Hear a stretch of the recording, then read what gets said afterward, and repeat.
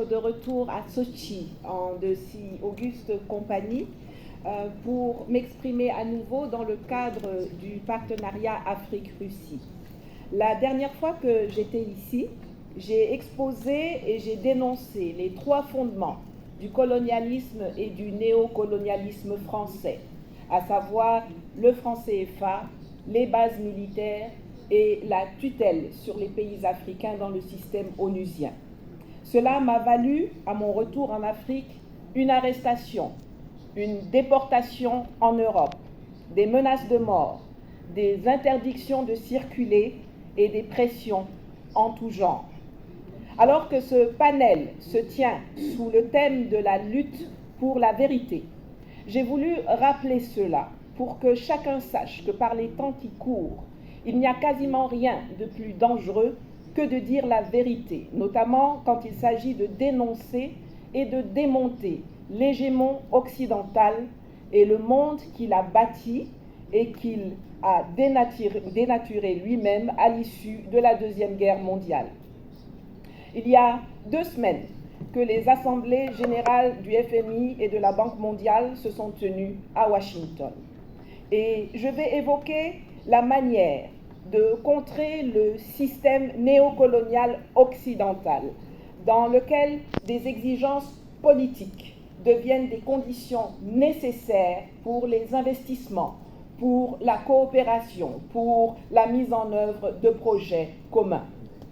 C'est ainsi que le 8 août 2024, la Suède a annoncé qu'elle mettrait fin à son aide publique au développement au Mali, parce que Bamako avait rompu la veille ses relations diplomatiques avec l'Ukraine, qui avait fièrement revendiqué son soutien et son entraînement des terroristes qui attaquent l'armée malienne et qui endeuillent le Sahel. Alors ma question c'est, dans quelle partie des accords Suède-Mali une telle clause était-elle prévue? C'est aussi au mois d'août que la Banque mondiale a annoncé qu'elle ne financera plus de nouveaux projets en Ouganda à la suite de la promulgation d'une loi dite anti-LGBT, alors que cette conditionnalité n'est prévue dans aucun des accords. Et pour éviter de subir le même sort, le président ghanéen n'a toujours pas promulgué la loi sur les valeurs familiales, qui a pourtant été votée par le Parlement et approuvée par la Cour suprême depuis belle lurette. Des exemples, il y en a foison. Mais ce qui est intéressant, c'est de comprendre quelle est l'origine du problème. Qu'est-ce qui a favorisé la mise en place de ce système déséquilibré et coercitif, où la volonté d'une minorité s'applique de gré ou de force sur le reste du monde, et notamment sur l'Afrique, mais aussi depuis plusieurs années sur ceux qui nous ont conviés ici aujourd'hui, sur la Russie.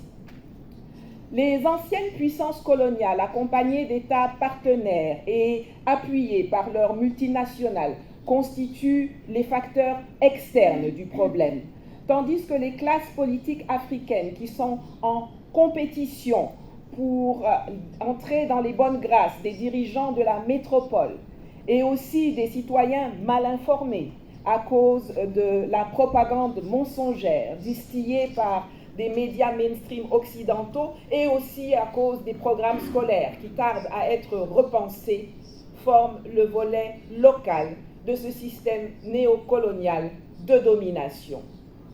Les conséquences et les implications de cela sont aussi bien économiques que politiques et elles se traduisent en canaux formels et informels. Sur le plan économique, on se retrouve avec des budgets sous perfusion de l'aide publique au développement, des investissements sous protection politique de la métropole, une monnaie sous contrôle d'échange, un commerce international sous dépendance d'accords léonins ou d'accords non appliqués. Et sur le plan politique, on a des institutions néo-patrimonialistes comme la Banque mondiale, comme le FMI. On a la corruption des classes politiques des deux côtés de l'échiquier. On a le chantage, on a les sanctions, on a les influences pour rester au pouvoir en contrepartie de contrats hors marché. Et on a les ingérences qui se traduisent par l'appui au terrorisme, aux rébellions, l'instrumentalisation des instances internationales.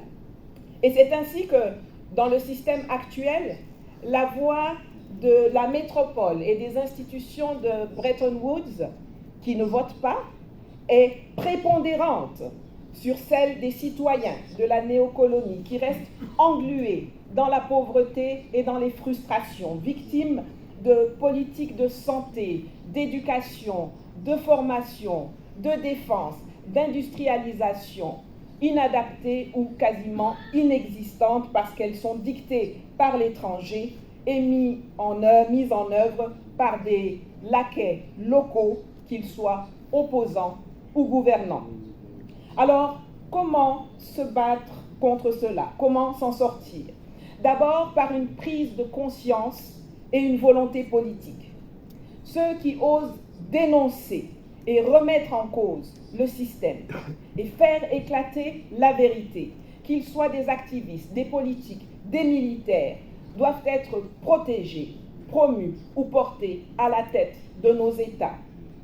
Ensuite, il faut établir une cartographie précise et détaillée de toutes les manœuvres, de toutes les connivences, de tous les pièges du système actuel et définir des réponses à chacun d'entre eux.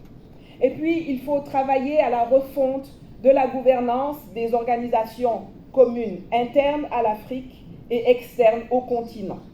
Non pas en se contentant de 2 sièges de membres permanents sans droit de veto que l'on vient offrir à l'Afrique avec condescendance après 79 années d'existence, mais en supprimant tout simplement tout ce qui crée le déséquilibre, c'est-à-dire en mettant fin au statut de membre permanent et au droit de veto au sein du Conseil de sécurité. Un pays, une voix, la majorité l'emporte. Quand on n'est pas d'accord, on dit non.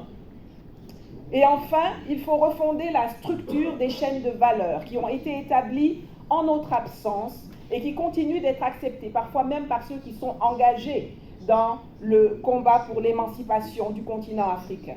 Non, il n'y a absolument aucune raison qu'un chauffeur qui amène le cacao du champ jusqu'au port de Douala, de Tema ou d'Abidjan soit payé 15 fois moins que le chauffeur qui va récupérer le même cacao au port de Anvers, de Hambourg ou d'Amsterdam pour l'amener dans des usines. Il est temps de remplacer les plaintes par une politique offensive, par une diplomatie opérationnelle qui se fasse entendre et qui obtienne des décisions concertées, et un système législatif et judiciaire efficace et qui protège notre souveraineté et impose le respect des accords. Nous sommes actuellement dans un moment géopolitique extraordinairement propice. Un monde multipolaire est en train de naître. Son architecture se dessine maintenant. Construisez votre influence pour prendre place à la table de discussion de façon tout à fait décomplexée. Ou alors, taisez-vous à jamais. Je vous remercie. Спасибо большое.